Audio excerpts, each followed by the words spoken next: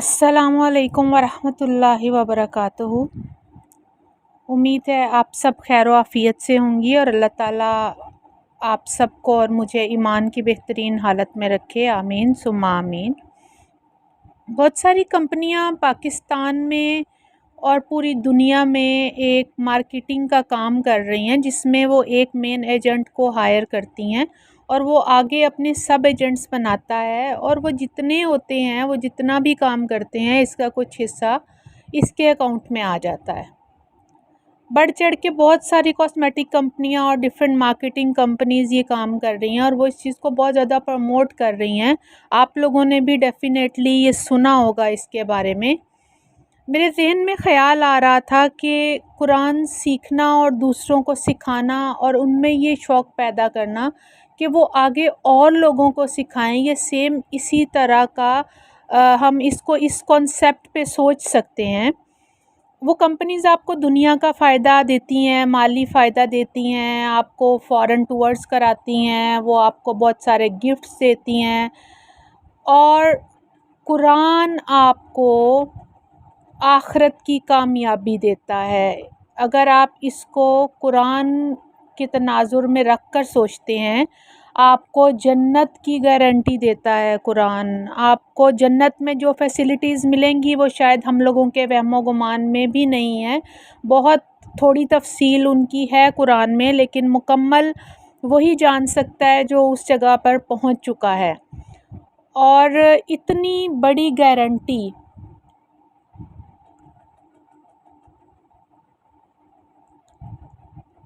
جیسا کہ میں قرآن پڑھتی ہوں، میں آپ لوگوں کو پڑھاتی ہوں، آپ لوگوں کے دل میں یہ شوق پیدا ہوتا ہے کہ ہم بھی آگے اور لوگوں کو قرآن کی تعلیم دیں، تو آپ یہ دیکھیں یہ نہ رکنے والا سلسلہ ہے، یہ صدقہ جاریہ ہے۔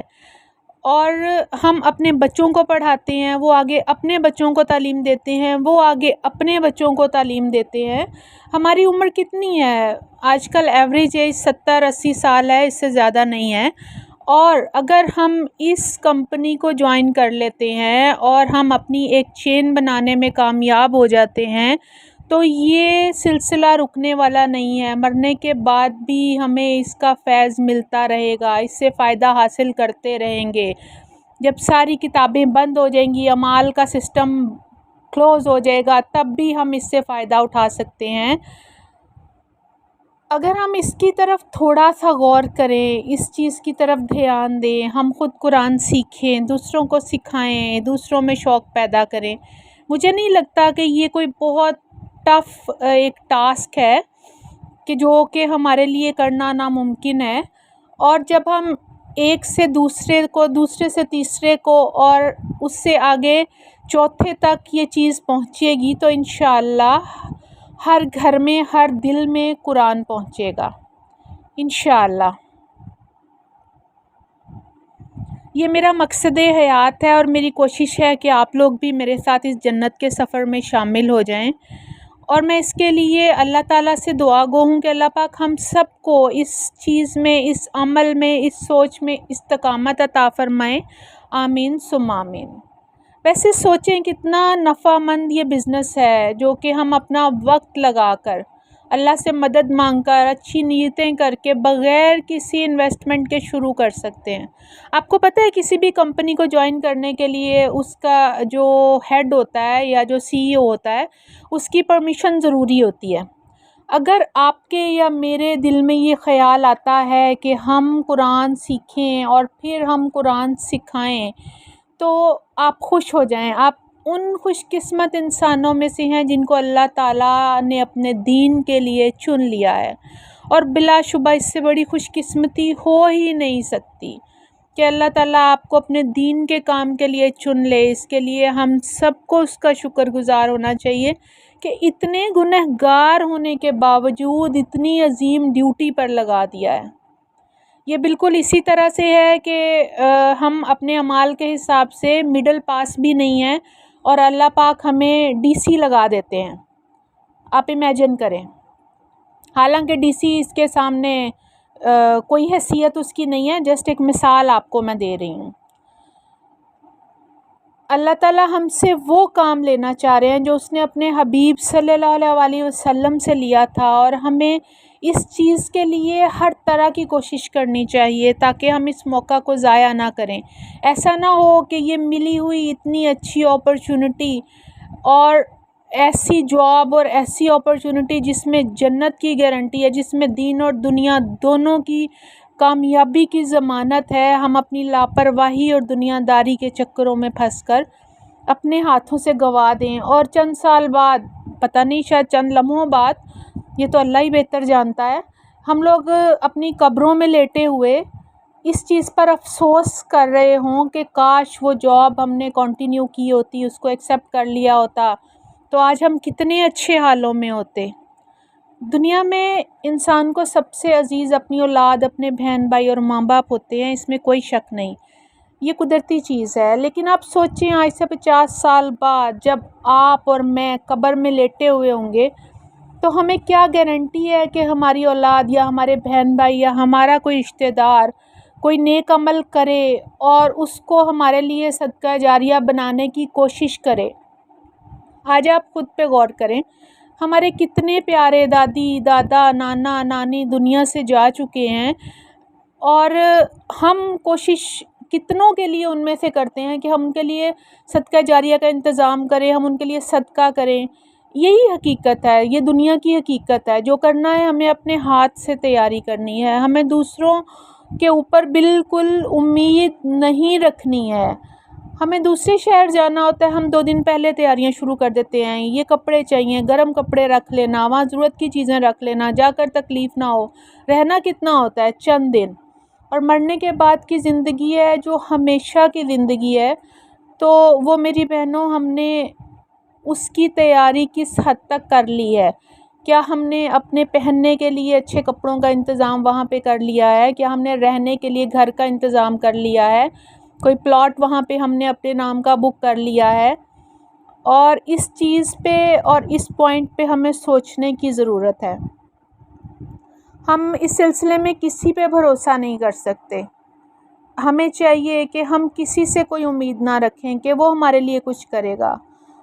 ہمارے پاس کیا گارنٹی ہے ہماری اولاد ہمارے لیے کچھ اچھا کرے گی، یا کوئی ہمارا رشتہ دار ہمارے لیے صدقہ کرے گا؟ آپ کو پتہ ہے اولاد بہت پیارا رشتہ ہوتا ہے، اس کے لیے ہم حلال حرام اور صحیح غلط کی تمیز کو بھی بھول جاتے ہیں۔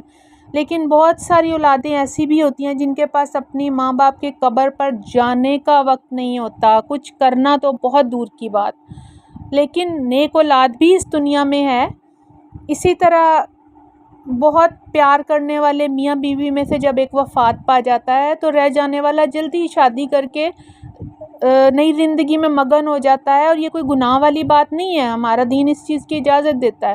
لیکن میں آپ کو یہ پوائنٹ سمجھا رہی ہوں کہ زندہ ہوتے ہوئے وہی شخص دوسرے کو کہہ رہا ہوتا ہے کہ میری زندگی کا دار و مدار صرف تم پہ ہے، تمہارے بغیر مجھے سانس تک نہیں آتی، اور چند دن نہیں گزرتے اور وہ نئے ہم سفر کو چن لیتا ہے اور اس کے ساتھ زندگی میں آگے بڑھ جاتا ہے، جو کہ کسی طور بھی غلط نہیں ہے۔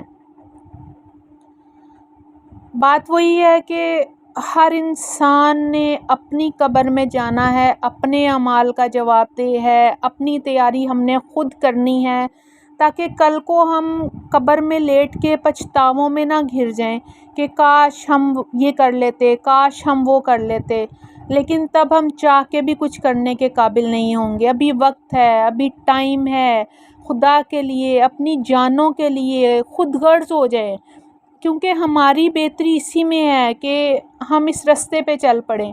اپنی جانوں کے لیے، اپنی آخرت کی زندگی بہتر بنانے کے لیے، اصل زندگی کو خوبصورت اور آرام دہ بنانے کے لیے اس دنیا میں ہم لوگ محنت شروع کریں، دین میں وقت لگائیں، قرآن میں وقت لگائیں۔ میں پرسنلی یہ سوچتی ہوں کہ میں بہت گنہگار بندی ہوں اللہ کی، اور اگر ابھی اس لمحے بھی میری روح قبض کر لی جاتی ہے اللہ کے حکم سے، تو کم از کم میں اتنا کہنے کے قابل ہوں کہ یا اللہ میں نے اپنے سارے گناہوں سے توبہ کر لی تھی، میں تیرے دین کے کام کرنے کی کوشش میں لگی ہوئی تھی، چاہے مجھے ایک آیت کی سمجھ آئی، میری کوشش تھی کہ میں دوسروں کو سمجھا دوں، میں تیرے دین کو سیکھنے اور سکھانے کی کوشش میں لگی ہوئی تھی میرے مالک، چاہے وہ کوشش 1 منٹ کی تھی، 10 منٹ کی تھی، چاہے 1 دن کی تھی، لیکن کم از کم میں یہ بات کرنے کے قابل ہو سکوں گی۔ हम अगर अपने वक्त को तकसीम करने बैठें, हम कैलकुलेट करें कि हम 24 घंटों में कितने घंटे हम अपनी औलाद के कामों में सर्व करते हैं, कितने शौहर के कामों में, कितने घंटे घर के कामों में, कितने घंटे हम रिश्तेदारों के मसले मसाइल उलझाने और सुलझाने में गुजारते हैं, और हम हैरान हो जाएंगे कि इस सारे के साथ कितना वक्त हम अपने रब के लिए निकालते हैं, इसमें से जो हमें हमारी औलादों, रिश्तेदारों, माँ बाप, हर रिश्ते से बढ़कर मोहब्बत करने वाला है। मेरी इस बात का ये मकसद बिल्कुल भी नहीं है कि हम घर के काम काज छोड़ दें, शौहरों को ना पूछें, उनकी ज़रूरियात का ख़्याल ना रखें, अपने बच्चों की ज़रूरियात का ख़्याल ना रखें। मेरा मकसद ये है कि जैसे हर चीज़ को हम टाइम देते हैं, हम कुकिंग करते हैं, चाहे हम जिस तरह से भी टाइम निकालें, क्योंकि हमें पता होता है हमारे बच्चों ने खाना खाना है, हमारे शौहर ने खाना खाना है, उसका वक्त हम निकालते हैं। इसी तरह हम कुरान के लिए वक्त निकालें, हम कुछ वक्त ऐसा निकालें जो हम अल्लाह के कलाम को समझने में और उसके समझाने में लगाएं। आप यकीन करें कि ये वो वक्त है जो आपके लिए दुनिया और आखिरत में कामयाबी का सबब बनेगा इंशाअल्लाह ताला। वक्त निकालें, जिस तरह से औलाद के लिए वक्त निकालते हैं, घर के लिए, रिश्तेदारों के लिए, इसी तरह उसके लिए वक्त निकालें जो इन सब से बढ़कर आपसे मोहब्बत करने वाला है, जिसकी नेमतें सुबह होते हम पे बरसना शुरू होती हैं और सोने तक हमारे ऊपर बरसती चली जाती हैं। उसके लिए थोड़ा वक्त निकालें। मैं कभी भी ये नहीं कहूँगी कि हम लोगों को दुनिया छोड़ देनी चाहिए, ऐसा कुछ नहीं है। हमें दुनिया और दीन को साथ लेकर चलना है।